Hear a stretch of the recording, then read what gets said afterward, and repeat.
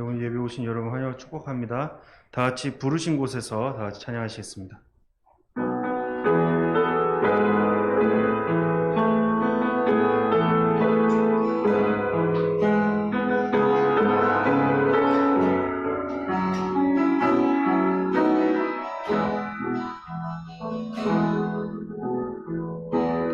따스한 성령님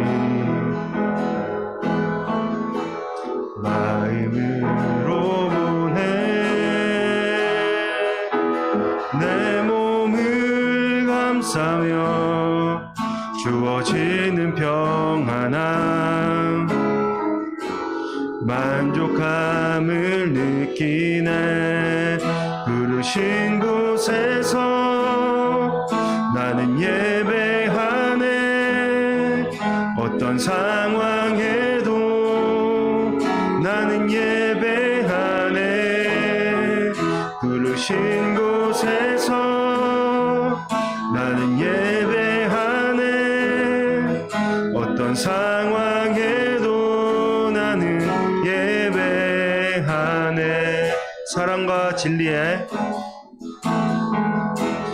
사랑과 진리에 한 줄기 빛보내 내 몸을 감싸며 주어지는 평안함 그 사랑을 느끼네. 부르신 곳에서 나는 예배하네. 어떤 상황에도 나는 예배하네.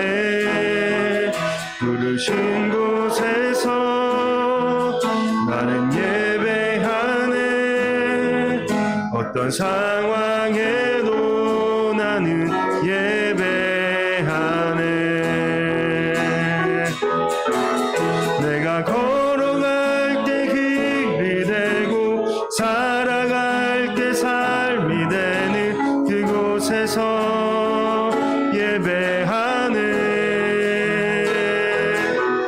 내가 걸어갈 때 길이 되고 살아갈 때 삶이 되는 그곳에서 예배하네. 부르신 곳에서 나는 예배하네. 어떤 상황에도 나는 예배하네. 부르신 곳에서 나는 예배하네. 어떤 상황에도 나는 예배하네. 우리 이 시간 다 같이 조용히 묵상하심으로 예배로 나아가는 시간 갖도록 하겠습니다.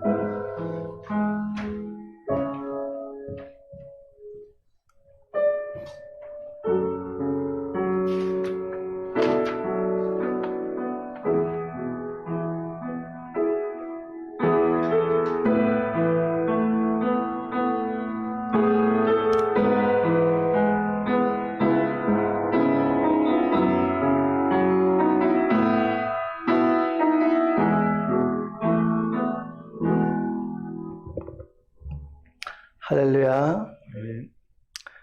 온라인으로 이렇게 같이 예배드리는 여러분 모두를 환영하고 축복합니다. 이제 우리 예배를 삼위일체 성부, 성자, 성령, 삼위 하나님께 드리도록 하겠습니다. 다 같이 기도합니다. 여호와 우리 주여, 주의 이름이 온 땅에 어찌 그리 아름다운지요. 주의 영광이 하늘을 덮었나이다. 주의 손가락으로 만드신 주의 하늘과 주께서 베풀어 두신 달과 별들을 내가 보오니 사람이 무엇이기에 주께서 그를 생각하시며 인자가 무엇이기에 주께서 그를 돌보시나이까. 찬양과 영광과 존귀와 감사를 받기에 합당하신 하나님 아버지, 우리가 하나님 앞에 모여 또 하나님 앞에 앉아 하나님 앞에 예배를 드립니다. 하나님, 우리가 드리는 예배가 이 지상에서 그저 우리가 드리고 끝나는 그런 예배가 아니고 우리 예배는 천상의 예배로까지 연결되는 것임을 저희가 믿습니다. 그래서 우리가 지금 있는 자리에서 예배를 드리지만 우리는 하나님의 보좌 앞에 앉은 자이고 하나님 앞에 찬양 드리는 자이고 하나님 앞에 기도 드리는 자인 것을 저희가 믿습니다.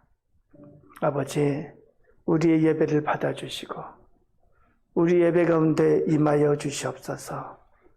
이 예배 시간에 하나님의 영광을 보게 해주시고 예배 시간에 하나님의 복과 하나님의 은혜가 임하게 하여 주시옵소서. 이 예배 시간을 통해서 우리를 향해서 말씀하시는 하나님의 음성을 듣는 시간이 되게 해 주시옵소서. 예수님 이름으로 기도드리옵나이다. 아멘. 먼저 하나님 앞에 찬양을 영광 돌립니다. 먼저 거친 세상에서 실패하거든 찬양합니다.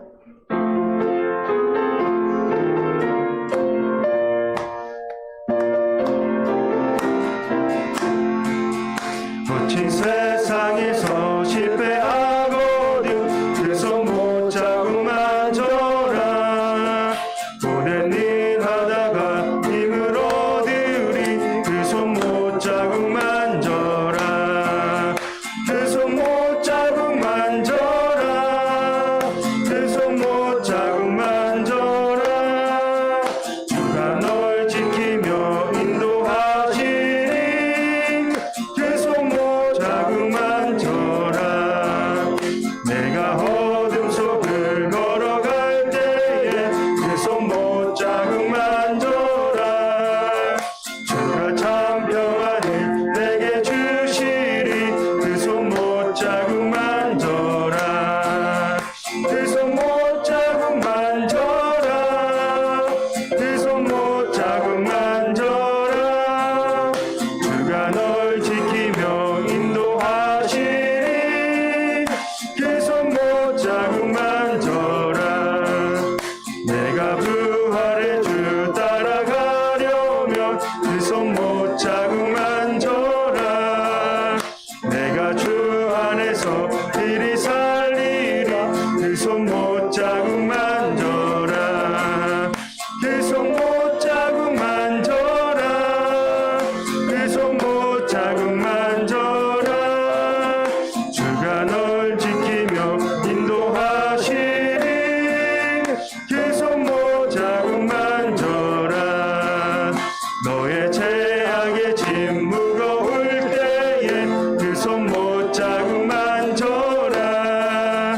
마음은 열고서 주를 모셔라. 그 손 못 잡고 만져라. 그 손 못 잡고 만져라. 그 손 못 잡고 만져라.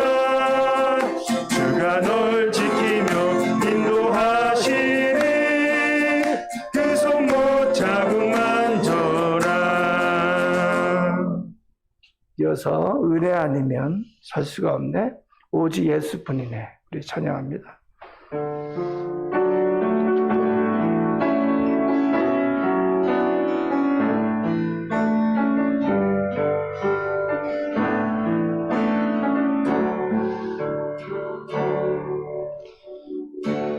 은혜 아니면 살아갈 수가 없네.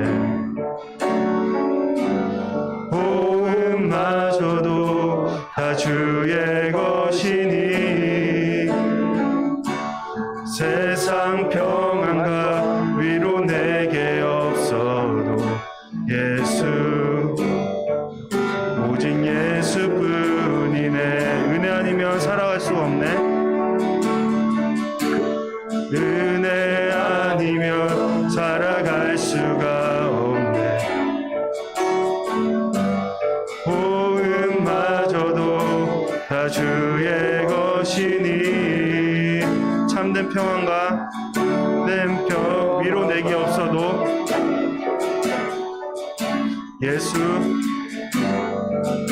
오직 예수뿐이네.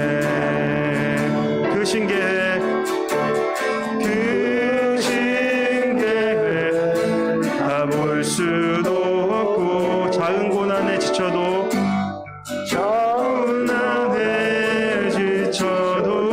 주께 묶인 나의 모든 삶 주께 묶인 나의 모든 삶 버티고 견디게 하소서. 견디게 하시네. 은혜 아니면 살아갈 수가 없네. 나의 모든 것 다 주께 맡기니 참된 평안과 위로 내게 주신 주 예수 오직 예수뿐이네. 이 시간에 우리 다 같이 예배를 위해서 기도합니다. 하나님, 이 시간 하나님 앞에 정결케 나가는 시간 되게 해 주시옵소서. 이 시간 나의 마음속에 걱정과 근심, 나의 마음속에 모든 것을 버리게 해주시고 오직 하나님 앞에 집중하는 시간이 되게 해주시옵소서. 이 예배를 통해서 하나님의 영광을 보게 해주시고 하나님의 능력을 체험하게 해주시고 예배를 통해서 하나님 앞에 응답받는 시간 되게 해주시옵소서. 우리 다 같이 예배를 위해서 기도하시고 그리고 이어서 박용찬 집사님 우리 기도를 모두어서 기도해 주시겠습니다. 다 같이 기도합니다. 아버지 감사합니다. 감사합니다. 저희가 하나님 앞에 나왔습니다. 하나님 앞에 나왔습니다. 하나님 우리를 불쌍히 여기시고 우리를 받아주시옵소서. 하나님 예배를 통해서 하나님 앞에 정결하게 나가는 시간 되게 해주시옵소서. 예배를 통해서 하나님의 살아계신 말씀을 듣게 해주시옵소서. 예배를 통해서 하나님의 은혜와 축복을 체험하는 시간이 되게 해주시옵소서.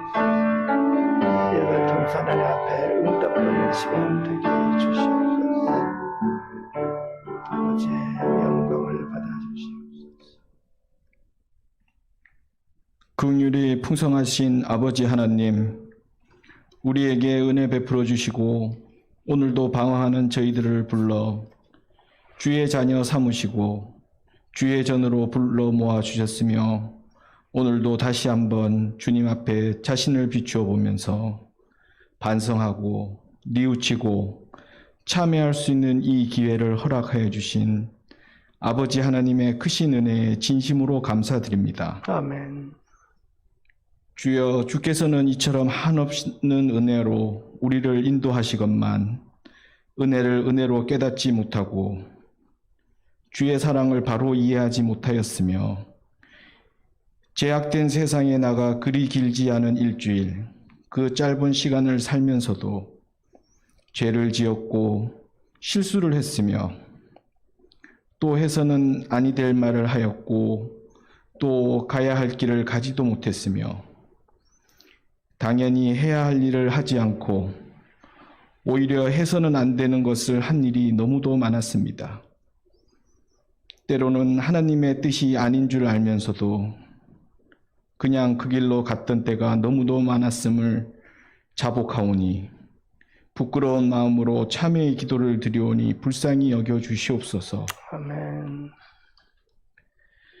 올해는 평소보다 길어진 장마와 그로 인한 폭우로 많은 사람들이 생명과 육체와 재산상의 피해를 입었으며 바비, 마이삭과 같은 강력한 태풍들이 연이어 찾아오면서 그 고통은 배가 되고 있으며 하이선이란 강력한 태풍이 올라오고 있다고 하니 이는 그동안 우리 모두의 교만함에 경종을 울리시고자 하는 하나님의 크나큰 뜻으로 받아들이며 참회하오니 저희 죄를 용서하여 주시옵소서.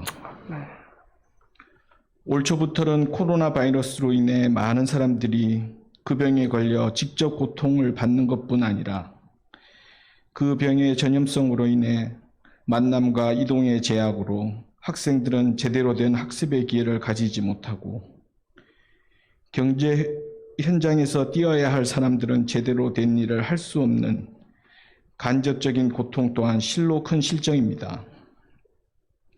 여기에 더하여 우리의 그리스도인들이 함께 모여 예배드리지 못하는 참담한 현실에 직면하였을 뿐 아니라 심지어는 교회가 코로나 바이러스의 주요 전파 매개체로 많은 사람들의 건강을 해치는 근원지로 많은 비그리스도인들로부터 비난받는 상황에 이르고 있습니다.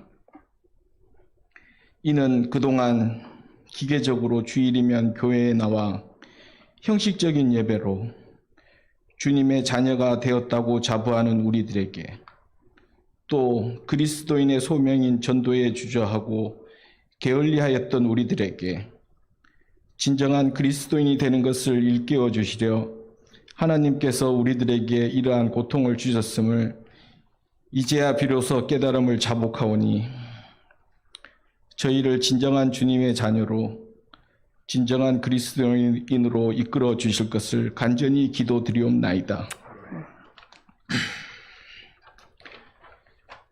지금의 상황이 저희 하나교회의 모든 성도들에게는 항상 말씀을 가까이 하며 기도로 능력에 체험할 수 있는 그리고 쉼없는 경건 훈련을 할 수 있는 은혜로 베풀어 주시옵고 무너진 성전의 성벽을 보며 울부짖는 자가 될 수 있도록 저희들을 이끌어 주시기를 간절히 기도드립니다. 비대면 예배로 인해 저희 어린 양을 이끄는데 가장 큰 어려움에 직면하고 있는 최종용 목사님을 위해 기도드립니다. 영육간에 보다 큰 힘을 주시어 목사님께서 전하는 하나님의 말씀에 성령의 생명을 불어넘쳐 주시게 하옵소서. 하루빨리 우리 교회가 주님의 지체로 믿음의 공동체로서 모든 성도들이 함께 모여 예배드리고 영성 성장을 함께 할 수 있기를 간절히 소망하며 이 모든 말씀 우리 주 예수 그리스도의 이름으로 기도드리옵니다. 아멘. 아멘.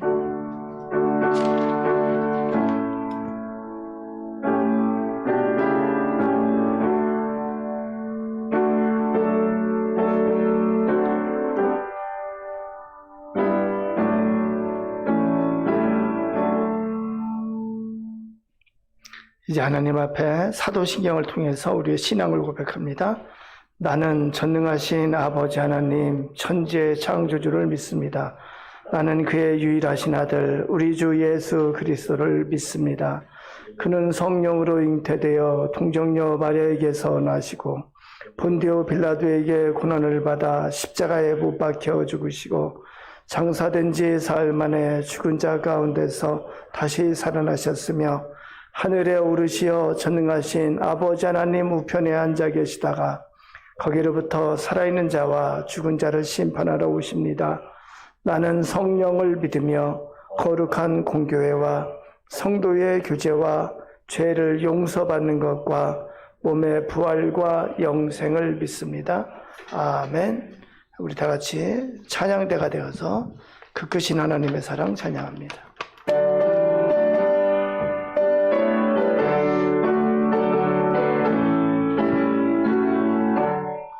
크신 하나님의 사랑 말로 다 형용 못하네. 저 높고 높은 별을 넘어 이 낮고 낮은 땅 위에 죄범한 영혼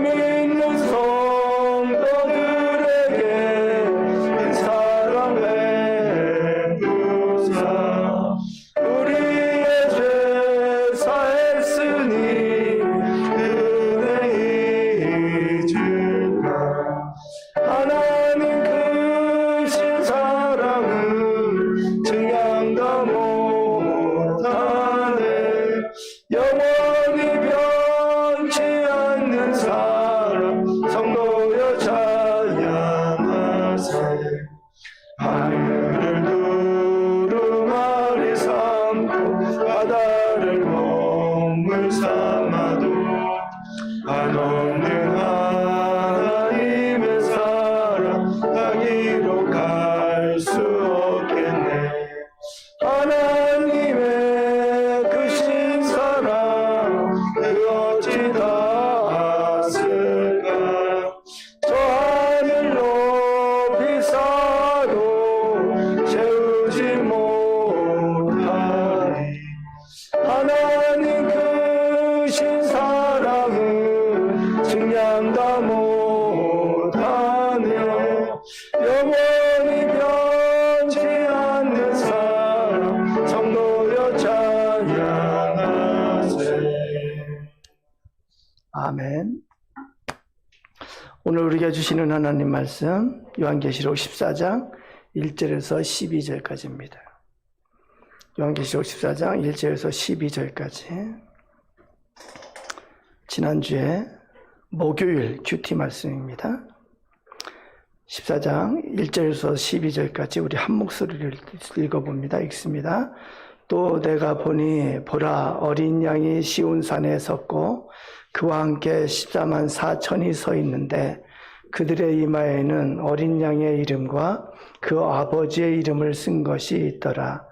내가 하늘에서 나는 소리를 들으니 많은 물소리와도 같고 큰 우레소리와도 같은데 내가 들은 소리는 검은고 타는 자들이 그 검은고를 타는 것 같더라.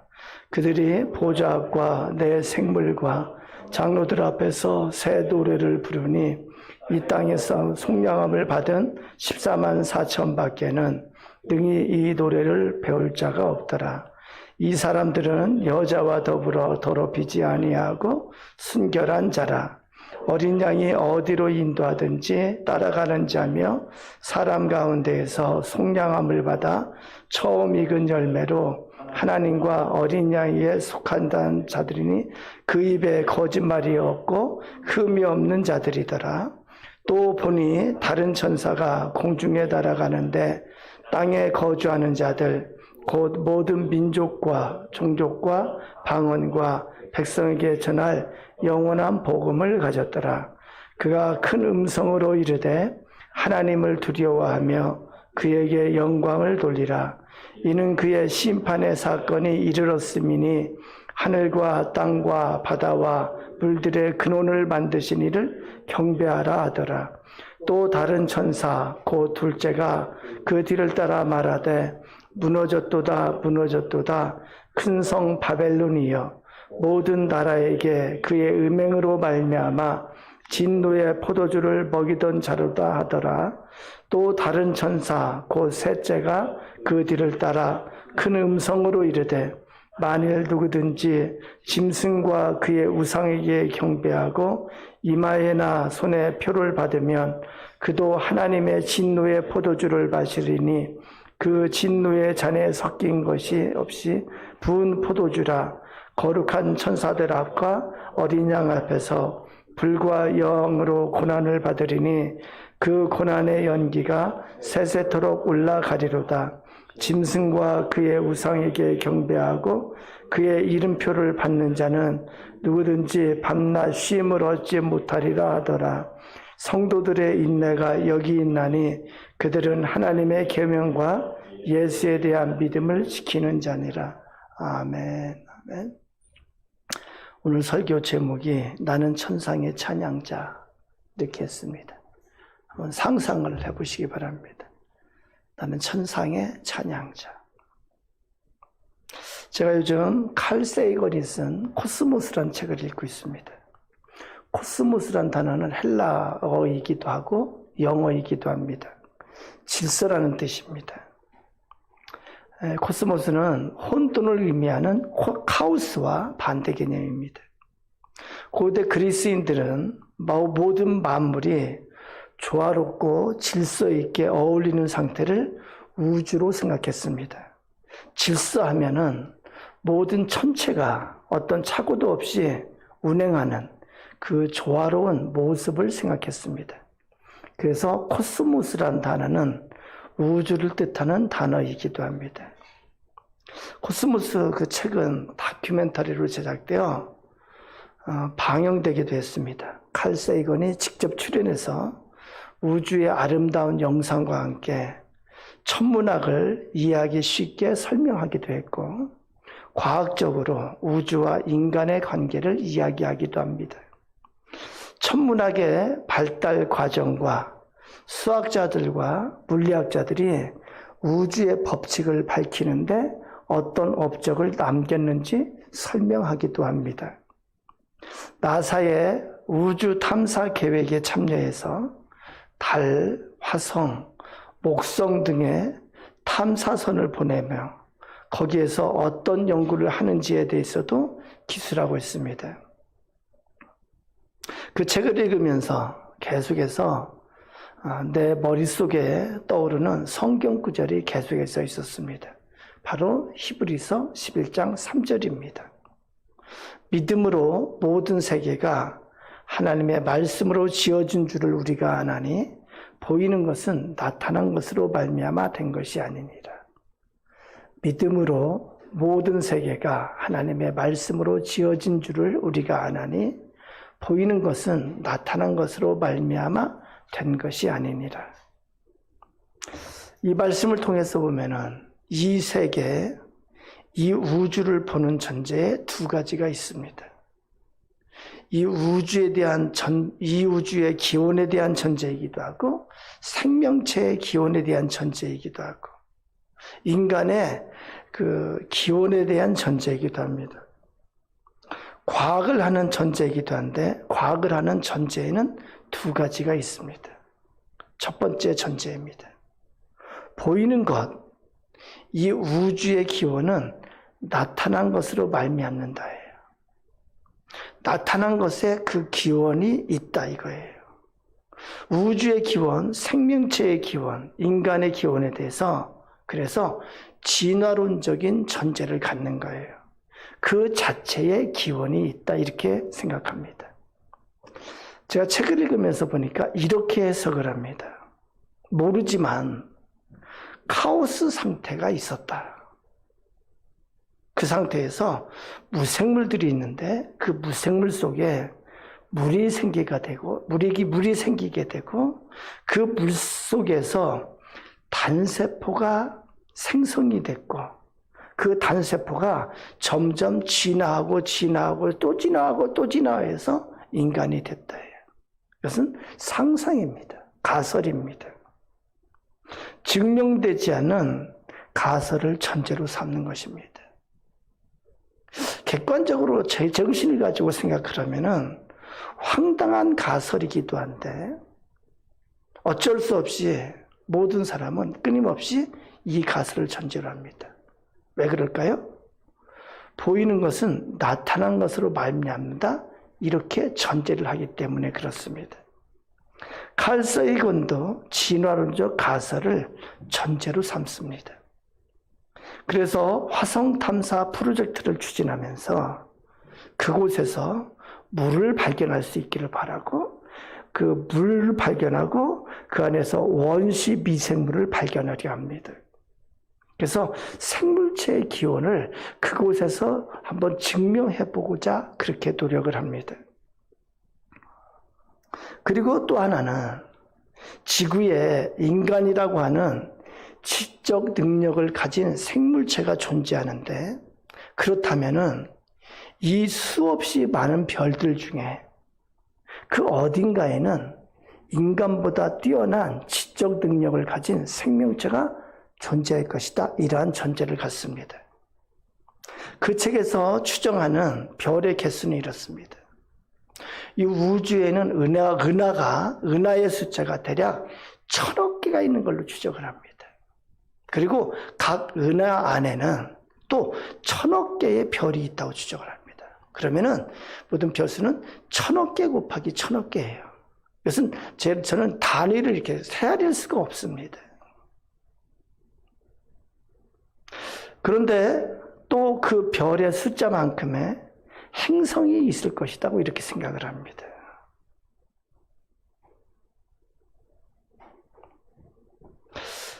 확률적으로 그렇게 수많은 별들이 있는데 이 우주에 아주 작은 귀퉁이에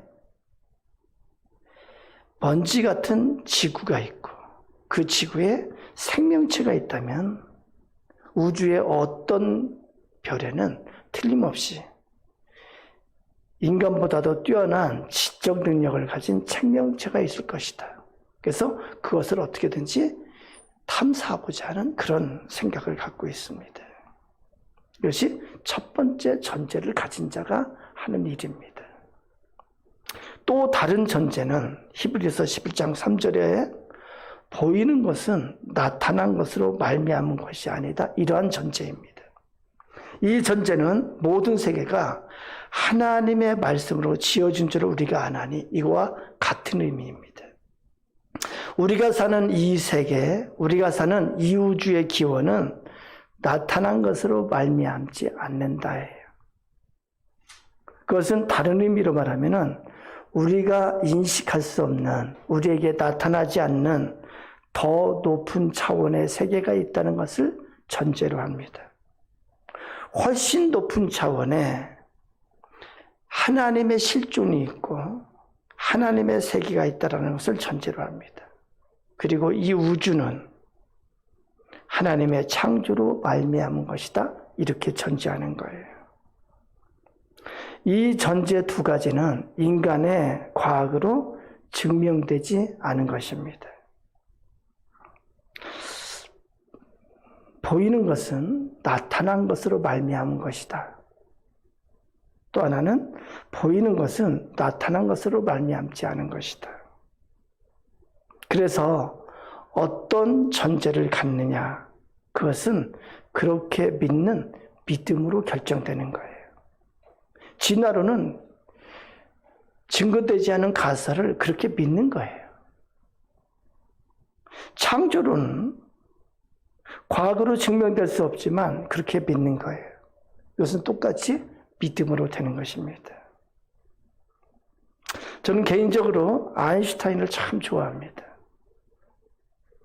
아인슈타인의 말을 보면은 너무 멋진 말이 많이 있습니다. 이런 말을 했어요. 나에게 있어 학습을 방해한 유일한 회방꾼은 내가 받은 교육이다. 여러분 너무 멋있잖아요. 전적으로 동감이 되지 않습니까? 우리는 아직 자연이 보여준 모습의 10만 분의 1도 모르는 것이다. 이런 말도 했어요. 지식보다 중요한 것은 상상력이다. 과학은 상상력이 있는 자가 하는 것이다. 이렇게 말했어요. 이런 말을 했는데 모두가 비슷한 생각을 한다는 것은 아무도 생각하고 있지 않다는 것이다. 모두가 진화론을 당연하다고 생각하는 것은 모두가 생각하지 않는 거예요. 가장 중요한 것은 질문을 멈추지 않는 것이다. 호기심은 그 자체만으로도 존재 이유가 있다. 영원성, 생명, 현실의 놀라운 구조를 습고하는 사람은 경외감을 느끼게 된다. 매일 이러한 비밀의 실타래를 한 가닥씩 푸는 것으로 족하다. 신성한 호기심을 절대 잃지 말라. 이 모든가 우리의 신앙생활에 꼭 필요한 말이라고 저는 그렇게 생각을 합니다. 혼자서 이런 생각을 해보기도 합니다. 앞으로 아인슈타인보다 뛰어난 과학자가 나온다면 그 사람은 반드시 차원에 대해서 상상을 하고 차원에 대해서 연구하는 자일 것이다. 저는 그렇게 생각해요. 이 우주의 차원을 초월하는 더 높은 차원의 세계를 상상할 수 있는 자가 아인슈타인을 뛰어넘는 과학자가 될 것이라고 저는 그렇게 믿어하지 않습니다. 시간과 공간을 초월하는 세계, 더 높은 눈에 보이지 않는 차원의 세계에 대한 상상력으로 가득 찬 과학자일 것이다. 저도 아인슈타인이 말한 것처럼 상상으로 생각을 많이 합니다. 왜냐하면 그래야 하나님의 나라를 구체적으로 알고 믿을 수 있기 때문에 그렇습니다. 신앙도 상상력의 바탕을 둬야 올바른 믿음을 가질 수 있다고 생각을 합니다.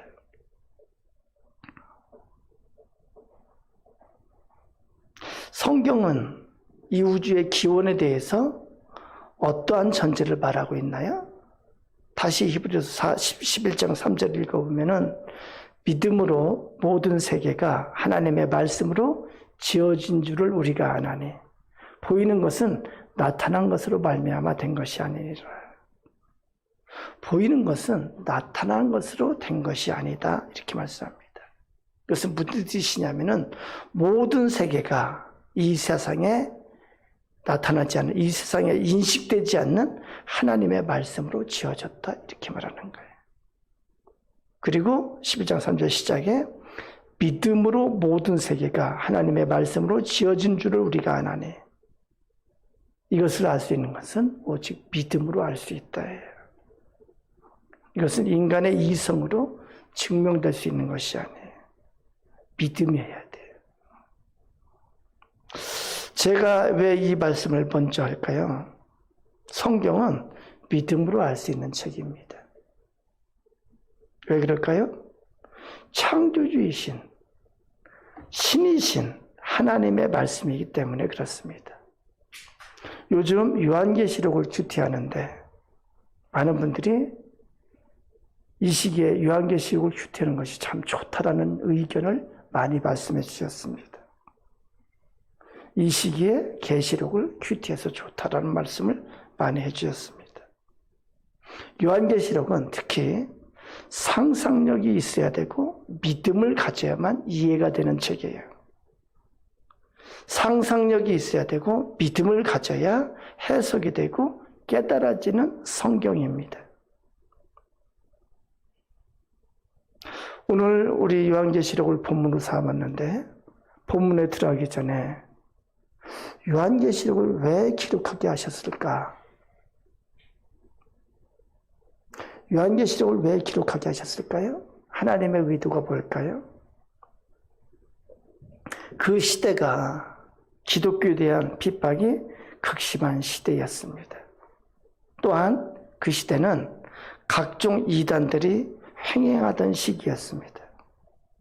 로마 황제의 숭배사상이 있고 영지주의가 있고 유대교가 있고 니콜라당 신앙이 있었습니다. 많은 기독교인들의 믿음을 흔들고 세상의 흐름 가운데 휩쓸려 가도록 하는 급물살과 같은 그런 흐름들이 많이 있었던 시기입니다. 그 시대에 사도 요한도 복음을 전하다가 밤모섬에 유배된 상황입니다. 하나님께서는 사도 요한에게 교회들을 향한 편지를 쓰게 하십니다. 그 목적은 세상의 그러한 급물살에 휩쓸려 가지 말고 끝까지 믿음을 지키라. 끝까지 이기라.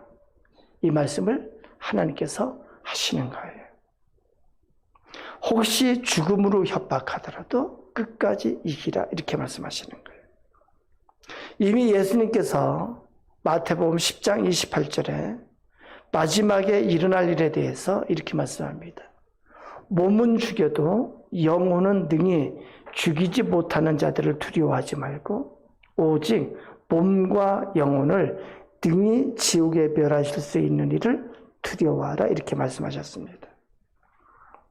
그래서 교회들에게 보내는 말씀, 그 끝에 꼭 이런 말씀이 있습니다. 이기는 그에게는 내가 하나님의 낙원에 있는 생명나무의 열매를 주어 먹게 하리라. 또 어떤 교회를 향해서는 이기는 자는 이와 같이 흰옷을 입을 것이요 내가 그 이름을 생명책에서 결코 지우지 아니하고 이렇게 기록합니다.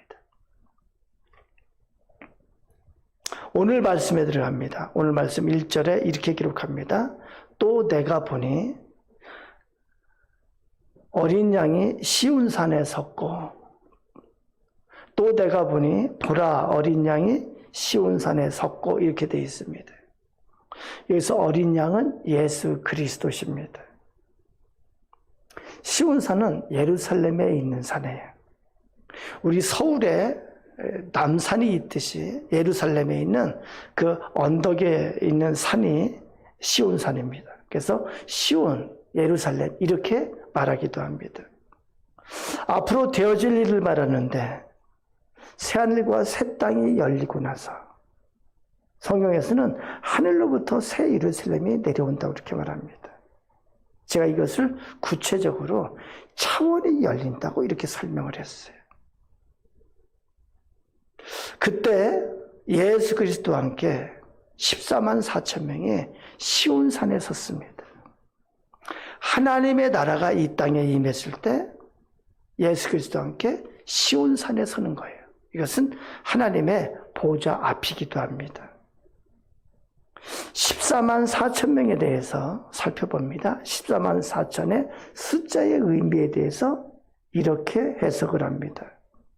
이것은 크고 완전한 숫자로서 하나님의 택함을 받은 모든 성도를 총칭하는 상징적인 수다 이렇게 해석을 합니다. 이것의 구성은 어떻게 되냐면은 12지파의 12에다가 각 지파별로 충만한 숫자인 12를 곱했어요. 그래가지고 144가 나옵니다. 거기에 많은 수를 상징하는 1000을 곱해서 얻은 수입니다.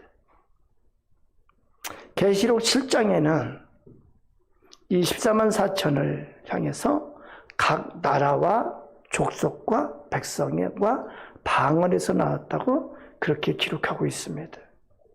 이것은 어떤 의미냐면은 지구상에 여태까지 있었던 각 나라 출신의 구원받은 자들이 여기에 속한다는 거예요. 각 민족에서 구원받은 자들이 여기에 속하는 거예요. 각 백성에서 구원받은 자들이 여기에 속하는 거예요. 각 언어 가운데서 구원받은 자들이 여기에 속하는 거예요. 그러니까 역사상 모든 구원받은 자들이 여기에 속하는 거예요. 성경에서는 이들이 어떤 자들인지, 이 14만 4천에 속한 자들이 어떤 자들인지 기록하고 있습니다. 1절을 다시 보면은 이렇게 기록합니다. 그들의 이마에는 어린 양의 이름과 그 아버지의 이름을 쓴 것이 있더라. 어린 양의 이름과 그 아버지의 이름을 쓴 것이 있더라. 이것이 증거예요. 예수 그리스도를 믿는 증거를 가진 자예요.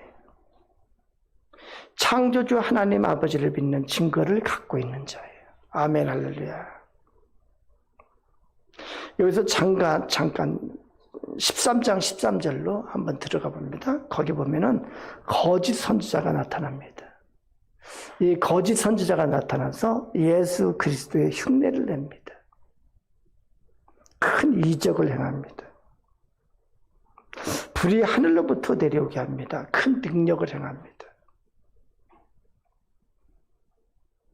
그래서 그 능력을 통해서 각종 병들이 치유되기도 하고 물이 변해서 피가 되기도 하고 물질적인 축복을 주기도 하고 자녀가 형통하게 되기도 하고 문제가 해결되기도 합니다. 제가 왜 이 말씀을 드리냐면은 이러한 능력을 체험하고 그것을 증거로 삼는 것은 구원의 증거가 되지 않기 때문에 그렇습니다. 혹시 믿음의 근거가 능력 체험이 된다면 그건 잘못된 믿음입니다. 그것은 거짓 선지자도 행하는 능력이기 때문에 그렇습니다. 그런데 거짓 선지자가 하지 못하는 것이 있어요. 그것은 구원의 역사를 일으키지 못합니다. 예수님처럼 십자가에 죽으시고 부활하는 역사를 일으키지 못합니다. 예수님께서 많은 능력을 행하셨습니다. 그런데 예수님께서 하신 참된 능력을 행한 것은 그리스도의 능력이에요. 그것은 죽은 자 가운데 십자가에 죽으시고 3일 만에 부활하셔서 구원의 길을 열어주신 거예요. 그래서 우리가 체험해야 될 참된 기적이 무엇이냐면은 구원의 기적이에요. 예수 그리스도의 십자가와 부활을 체험하는 것이야말로 우리의 믿음의 근거가 되는 것이죠. 구원의 믿음의 근거가 됩니다. 그래서 우리가 증거를 갖는다는 것은 참된 고백을 갖는 것인데, 그리고 구원의 믿음을 갖는 것인데, 그 근거는 사도신경의 믿음의 근거를 갖는 거예요. 사도신경에 이렇게 고백합니다. 나는 전능하신 아버지 하나님, 천지의 창조주를 믿습니다. 나는 그의 유일하신 아들 우리 주 예수 그리스도를 믿습니다. 그는 성령으로 잉태되어 동정녀 마리아에게 나시고 본디오 빌라도에게 고난을 받아 십자가에 못 박혀 죽으시고 장사된 지 사흘 만에 죽은 자 가운데서 다시 살아나셨으며 하늘에 오르시어 전능하신 아버지 하나님 우편에 앉아 계시다가 거기로부터 살아있는 자와 죽은 자를 심판하러 오시리라. 저는 사도신경을 고백할 때마다 큰 은혜가 됩니다. 왜냐하면 내가 온전한 믿음으로 이것을 고백하는 것이 기적이기 때문에 그렇습니다.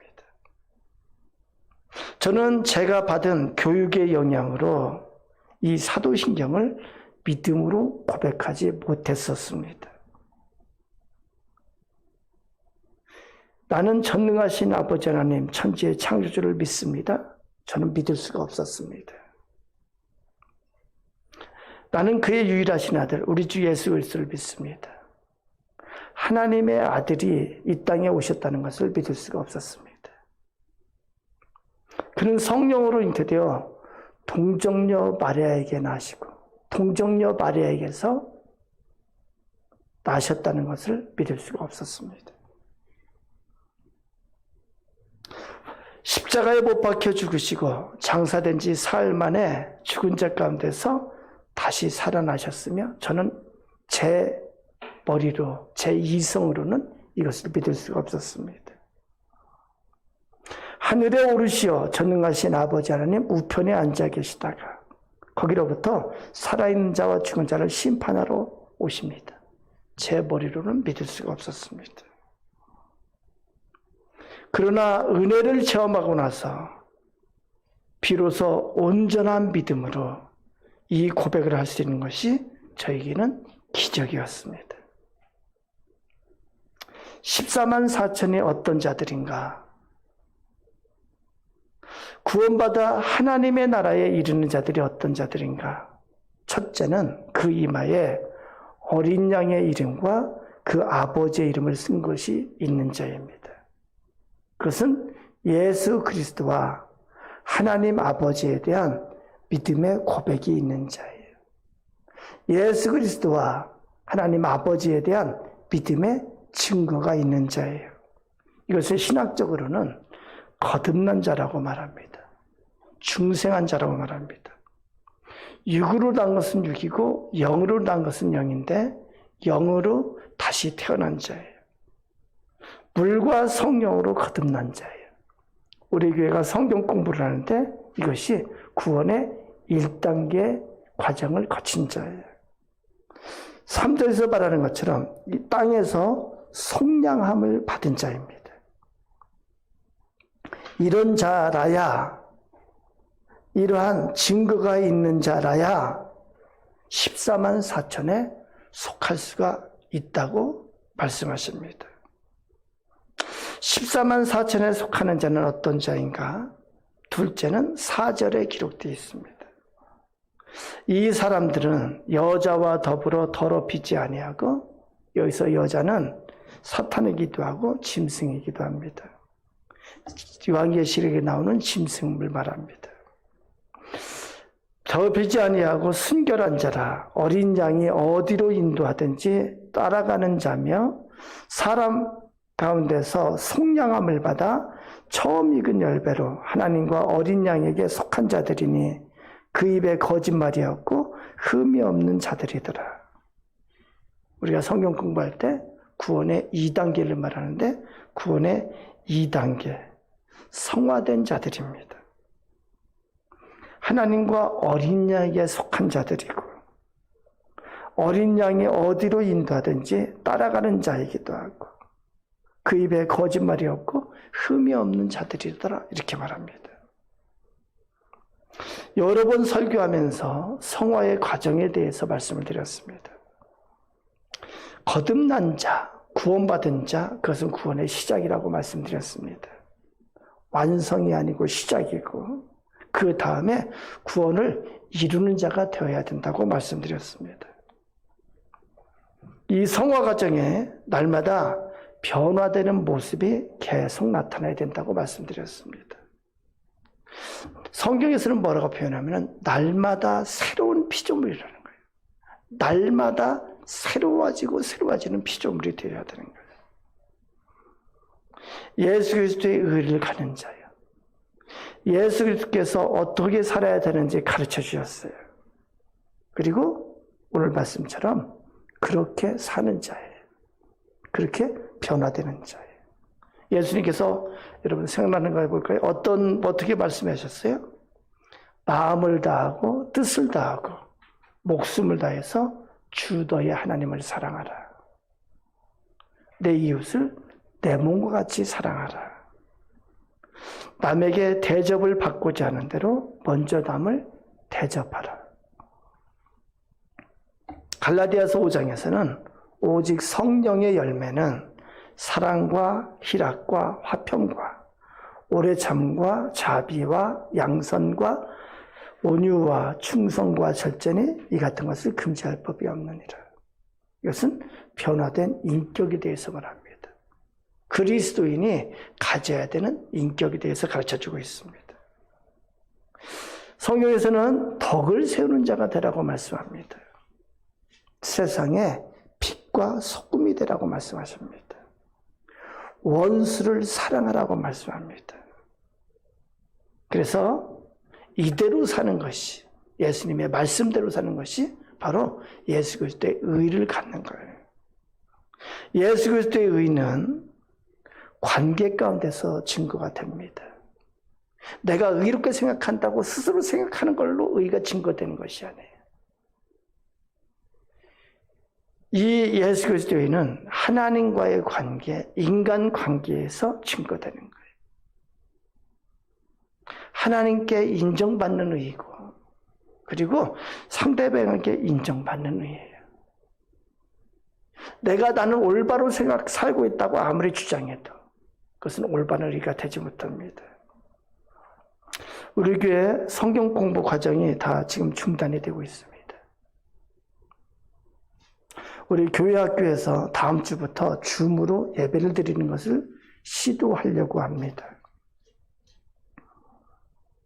제가 그 과정을 통해서 줌으로 하는 것을 좀 배워서 코로나19가 조금 잦아들면은 수요 예배 시간을 이용해서 줌을 통해서 성경 공부를 하려 합니다. 이번에 하려고 하는 것이 영성 훈련이에요. 스피리추얼리티. 영성은 구원받은 자가 성화의 과정에서 나타나는 변화된 모습이 바로 영성이에요. 영적으로 성숙해가는 자에게 나타나는 변화예요. 어떠한 변화가 있어야 될까 공부하려고 합니다. 그것은 성경 공부의 높은 단계에 해당이 됩니다. 세 번째, 14만 4천에 속하는 자는 어떤 자인가? 12절에 기록하고 있습니다. 성도들의 인내가 여기 있나니 그들은 하나님의 계명과 예수에 대한 믿음을 지키는 자니라. 끝까지 믿음을 지키는 자. 그래야 14만 4천에 속할 수 있다고 성경은 말씀하고 있습니다. 이렇게 구원을 이룬 자라야 14만 4천에 속하게 되고 14만 4천에 속한 자는 천상의 찬찬양에 참여하게 됩니다. 2절에서 3절을 우리 같이 한번 읽어보도록 합니다. 2절 3절입니다. 내가 하늘에서 나는 소리를 들으니 많은 물소리와도 같고 큰 우레소리와도 같은데 내가 들은 소리는 검은 고 타는 자들이 그 검은 고를 타는 것 같더라. 그들이 보좌 앞과 내 생물과 장로들 앞에서 새 노래를 부르니 땅에서 성량함을 받은 14만 4천 밖에는 능히 이 노래를 배울 자가 없더라. 할렐루야. 14만 4천에 속한 자는 천상의 찬양에 참여하는 자예요. 보좌 앞에서 한 목소리로 찬양하는 자예요. 우리 모두가 그 찬양하는 무리 가운데 있는 자신의 얼굴을 상상해 봤으면 좋겠습니다. 그날에는요, 모두가 천상을 울리는, 천상에 메아리치는 아름다운 노래를 찬양한다고 기록하고 있습니다. 저는 노래를 좀 잘 못해요. 그래서 항상 이 앞에서 노래할 때마다 노래를 좀 잘하면 좋겠다 이런 생각을 합니다. 그러나 그날에는 천상의 찬양에 참여하게 될 것을 믿습니다. 얼마나 아름다운 소리일까요? 이에 반해서 구원받지 못하는 자는 어떻게 되는가 성경은 기록하고 있습니다. 9절에서 11절 우리 같이 한번 보도록 합니다. 왜 자꾸 찬양이 나오지? 본문 9절에서 11절입니다. 이렇게 기록합니다. 또 다른 천사 곧 셋째가 그 뒤를 따라 큰 음성으로 이르되 만일 누구든지 짐승과 그의 우상에게 경배하고 그 이마에나 손에 표를 받으면 그도 하나님의 진노의 포도주를 마시리니 그 진노의 잔에 섞인 것이 없이 부은 포도주라. 거룩한 천사들 앞과 어린 양 앞에서 불과 유황으로 고난을 받으리니 그 고난의 연기가 세세토록 영원토록 올라가리로다. 짐승과 그의 우상에게 경배하고 그의 이름표를 받는 자는 누구든지 밤낮 쉼을 얻지 못하더라. 여기 보면은 두 부류가 있어요. 하나는 예수 그리스도 어린 양의 증거, 하나님 아버지의 이름의 증거를 갖는 자예요. 그렇지 않은 자는 여기 보면은 사탄, 짐승의 표를 받는 자예요. 그런데 사탄, 짐승의 사탄을 섬기는 증거를 가진 자는 여러분 불과 유황으로 고난을 받으리니 이렇게 기록합니다. 구원받지 못한 자는 영원한 불못, 유황불에서 고난을 당한다고 말씀합니다. 누구든지 밤낮 쉼을 얻지 못하더라 이렇게 말씀합니다. 사랑하는 여러분, 이 시대에도 우리를 휩쓸고 가려는 강력한 세상의 흐름들이 있습니다. 우리 하나 가족 한 사람도 거기에 휩쓸리지 않기를 소망합니다. 어떤 것들이 있을까요? 몇 가지를 생각해 볼 수 있습니다. 첫째는요, 믿음의 근거가 예수 그리스도를 믿는 증거, 하나님을 믿는 증거가 아니고 믿음의 근거를 기적을 체험하는 것에 바탕을 두는 믿음이 있어요. 우리 하나 가족 한 사람도 여기에 빠지지 않았으면 좋겠습니다. 간혹 능력을 체험하는 것이 믿음의 근거라고 생각하고 능력을 찾아다니는 자가 있습니다. 그래서 하늘에서 불이 내리는 기적을 보기를 원하고 그래서 병이 치유되고 문제가 해결되고 자녀가 잘 되고 돈벼락을 맞게 되고 하는 이러한 능력 체험하는 것을 찾아다니는 자가 있어요. 그리고 그것을 하나님이 주셨다고 믿음의 근거로 그렇게 여기고 그렇게 생각을 합니다. 다시 한번 말합니다. 그러한 것들은 거짓 선지자도 할 수 있어요. 하나님이 주시는 참된 기적은 믿음을 갖는 거예요. 말씀의 능력이에요. 그것은 창조주이신 하나님을 온전히 믿는 믿음이에요. 그것은 예수님이 하나님의 아들이심을 믿는 믿음이에요. 예수님이 이 땅에 오실 때 동정녀 마리아에게서 탄생한 것을 온전히 믿는 거예요. 예수님께서 나의 죄 때문에 십자가에 죽으셨다는 것을 온전히 믿는 믿음이에요. 예수님께서 십자가에 죽으셨다가 3일 만에 부활하신 것을 온전히 믿는 믿음이에요. 그래서 예수님의 십자가와 부활을 통해서 나의 죄의 속량함을 얻었다고 온전히 믿는 믿음이에요. 이것이야말로 구원의 근거가 되는 기적이기도 합니다. 두 번째로 이단에 속하지 않았으면 좋겠어요. 우리는 자칫 잘못해서 교회를 다니지만 이단과 같은 믿음 생활을 하기가 참 쉽습니다. 첫 번째는 유대교가 있습니다. 바리새인의 믿음이 되지 않아야 합니다. 바리새인들은 해박한 성경 지식을 믿음으로 착각했습니다. 그리고 율법대로 사는 것을 자기의 의로 삼았습니다. 자기의 의를 주장했어요. 나는 그래서 구원받은 자고 나는 의에 속한 자라고 착각을 했어요. 게다가 자기 의를 가르치려 했습니다. 소경이 소경을 인도하는 것과 같다고 예수님께서 말씀하십니다. 이 바리새인에게는 예수 그리스도가 없습니다. 예수 그리스도의 이름이 없고 십자가와 부활의 증거가 없습니다. 이것은 가짜예요. 잘못된 믿음입니다.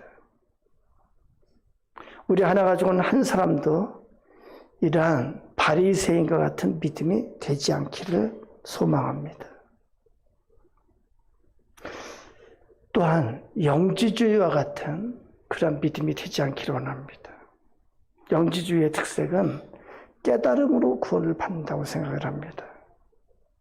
그래서 영은 선에서 영은 구원받는 거고 육체는 땅으로 돌아간다고 믿습니다. 영지주의의 생각은 뭐냐면은 한번 구원받으면은 한번 깨달음으로 구원을 받으면은 영원한 구원이라고 생각을 했어요. 죄사함의 은총을 체험하면은 그 죄사함은 과거의 죄와 현재의 죄와 미래의 죄까지 다 사함을 받는 거라고 생각을 했습니다. 그래서 한번 죄사함의 은총을 체험하면은 그 다음에 죄를 지어도 괜찮다고 생각을 했어요. 의도적은 아니겠지만 죄를 지어도 상관이 없다고 생각을 했습니다. 이 영지주의는 구원받았다는 깨달음과 개념만 있고 구원받은 것에 대한 행함이 없어요. 변화된 모습이 없습니다. 여러분, 영지주의와 같은 신앙 모습에 휩쓸리지 않기를 바랍니다. 많은 이단들이 이러한 신앙생활을 주장합니다.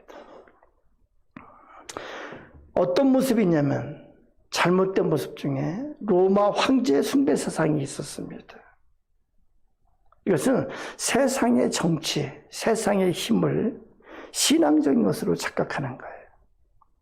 대표적인 것이 요즘 강화문 집회, 이것을 신앙적인 것으로 착각하는 거예요. 다시 말합니다. 그런 것은 정치적인 모임이지 신앙적인 모임이 아닙니다.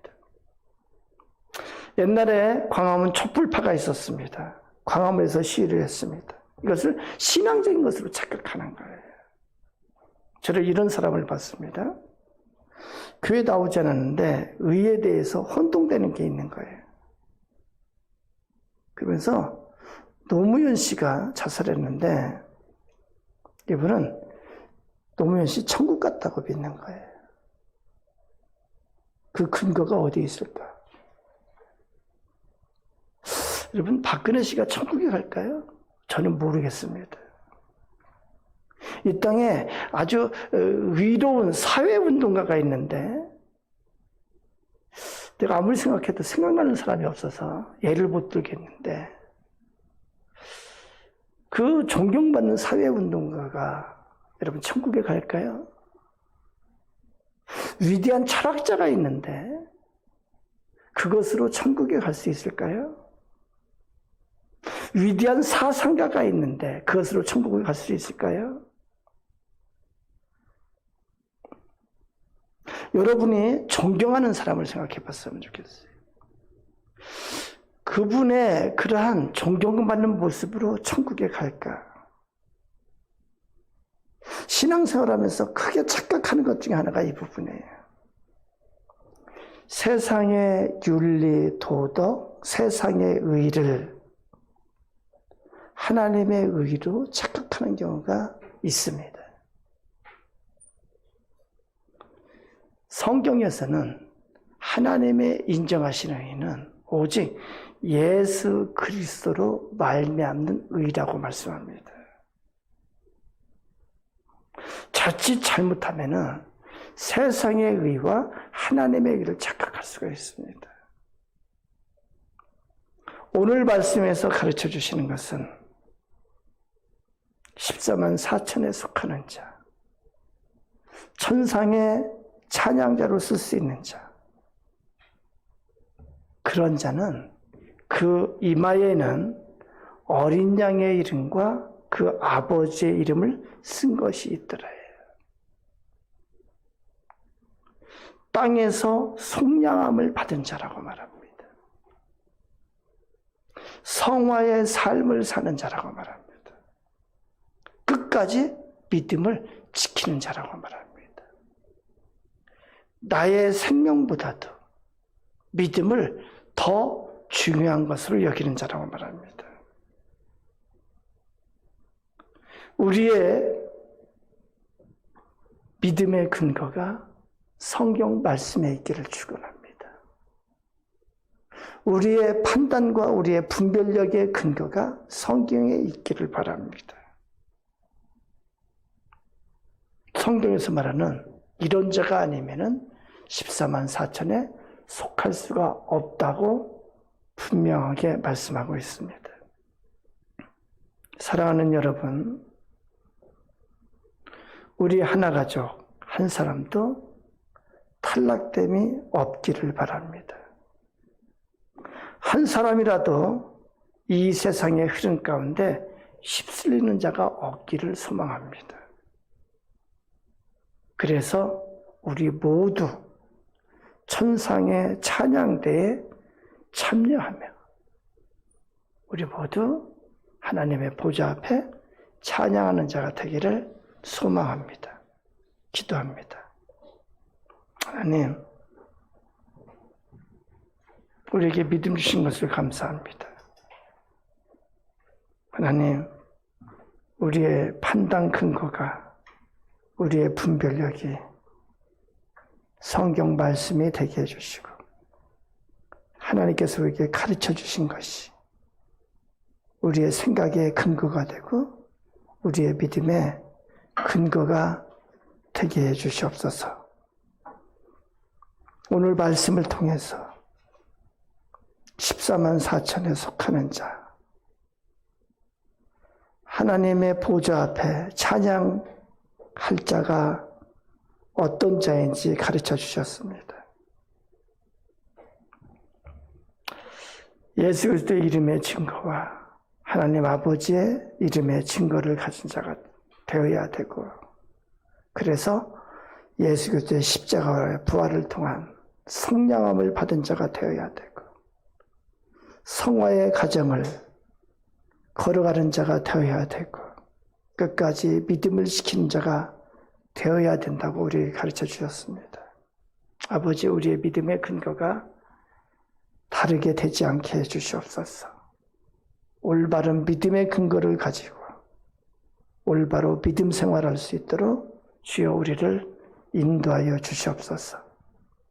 우리 하나 가족 한 사람이라도 이 세상의 흐름 가운데 휩쓸려 가지 않도록 주여 지키시고 주여 보호해 주시옵소서. 말씀 바탕 위에 서게 해주시고 그래서 올바른 믿음을 갖게 해주시옵소서. 끝까지 믿음을 지키고 이기는 자가 되게 해주시옵소서. 예수님 이름으로 기도드리옵나이다. 아멘. 다 같이 찬송 210장 하면서 봉헌하도록 하겠습니다.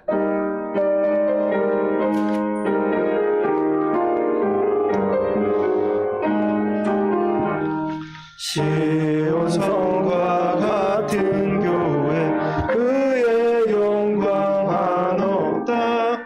허락하신 말씀대로 주가 친히 세웠다. 반석 위에 세운 교회 흔들 자가 누구랴. 모든 원수의 못 사도 아무 근심 없도다. 생명샘이 솟아나와 모든 성도 마시니 언제든지 흘러넘쳐 부족함이 없도다. 이런 물이 흘러가니 목마를 자 누구랴. 주의 은혜 풍족하여 넘치고도 넘친다. 주의 은혜 내가 받아 시온 백성 되는데 세상 사람 비방해 주를 찬송하리라. 세상 헛된 모든 영광 마지막 개가 되나. 주의 자녀 받을 복음 영원 무궁하도다. 아멘. 기도합니다. 하나님 감사합니다. 하나님 앞에 예배드리며 물질로 헌신하게 하심을 감사합니다. 하나님, 우리의 예물드림이 하나님의 보좌 앞에 올려가는 제사인 것을 믿사오니 하나님, 우리 예물 받으시고 우리 가운데 하나님 복을 내려 주시옵소서. 온갖 좋은 것들이 하늘로부터 내려온다고 그랬사오니 하나님, 우리에게 좋은 것으로 하나님 공급하여 주시고 좋은 것으로 역사하여 주시옵소서. 하나님, 11조 예물을 드립니다. 모든 것이 하나님께서 주신 것이고 모든 것이 하나님의 은혜인 것을 저희가 믿습니다. 아버지, 우리 11조 예물 받으시고 11조 예물 드리는 우리의 믿음 받으시고 약속하신 대로 넘치도록 부으시는 하나님의 축복을 체험하게 해주시옵소서.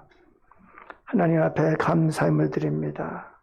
아버지, 참으로 애쓰고 노력하며 우리의 상황 가운데서 하나님의 손길을 체험하기를 원합니다.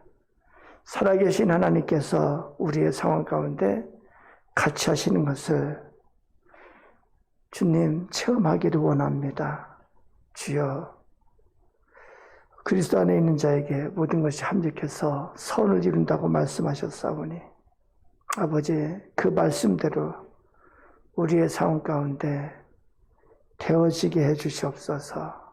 주님, 그렇게 합력해서 선을 이루실 것을 믿습니다.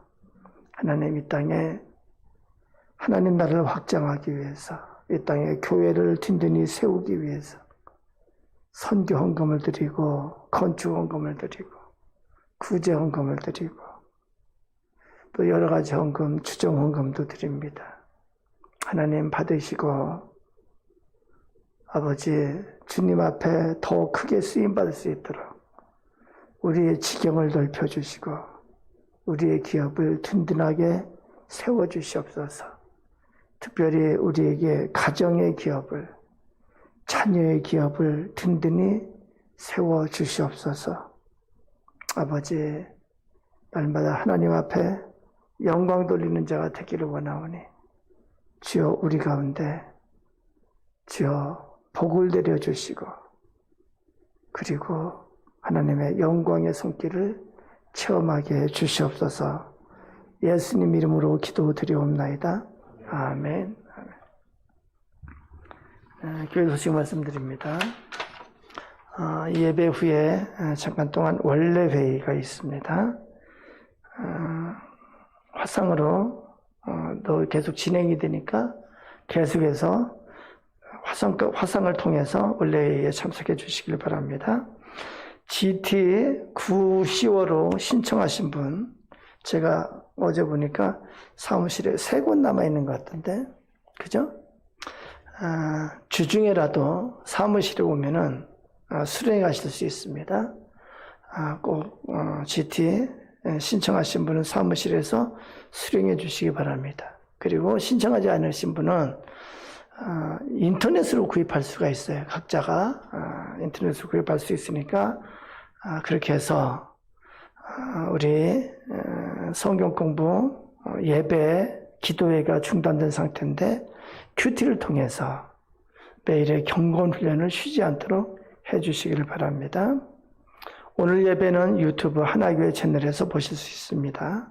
온라인으로 헌금하실 분은 하나은행 363-810028-4510으로 송금하시면 됩니다.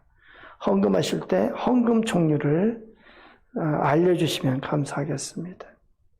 네, 성경 공부 기도회가 중단된 상태인데 큐티를 통해서 매일의 경건 훈련을 쉬지 않기를 바랍니다. 매일의 생명의 양식을 얻기를 바랍니다.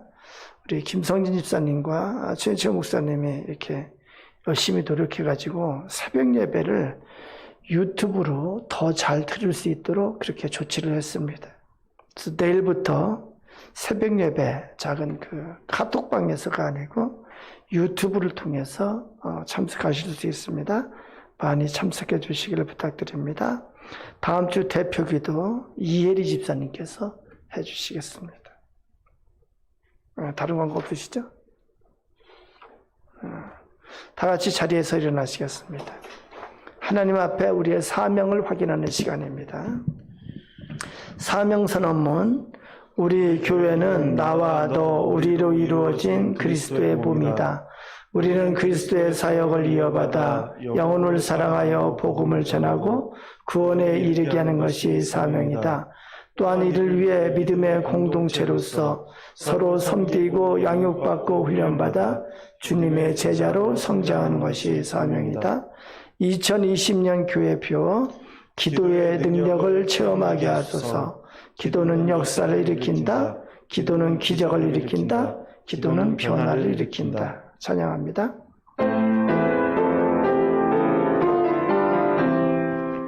내 주는 강한 성이요 방패와 병기 되시니 그날 날에서 우리를 구하여 내시리로다. 제 원수 마귀는 이때도 힘을 써 모략과 권세로 우리를 삼으니 전하에 누가 당하랴. 내 힘만 의지할 때는 패할 수밖에 없다. 힘 있는 장수 나와서 날 대신하여 싸우네. 이 장수 누군가 주 예수 그리스도 만군의 주로다. 당할 자 누구랴. 반드시 이기리로다. 이 땅의 마귀들 끌어 우리를 삼키려 하네. 겁내지 말고 서거라.